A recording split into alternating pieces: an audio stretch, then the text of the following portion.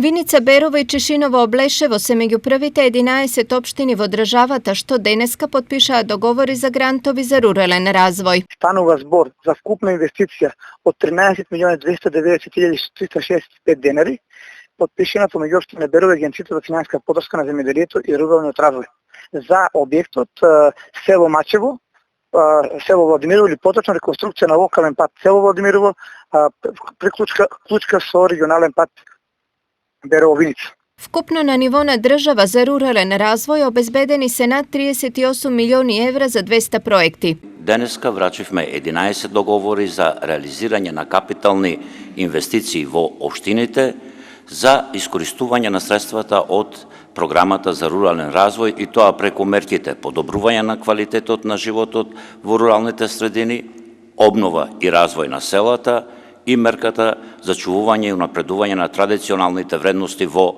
руралните подрачја. Согласно програмата, општините за секој проект најпрво ќе добијат 20% од поддршката, а по неговата реализација и плаќањето на ДДВ за инвестиција префрлена ќе им биде целосната сума. Државата има одвоено сериозна ставка за развојот на руралните средини, се со цел да направиме еден рамномерен регионален развој, да направиме да сите места во нашата држава бидат квалитетни места за живење, а не само главните градови.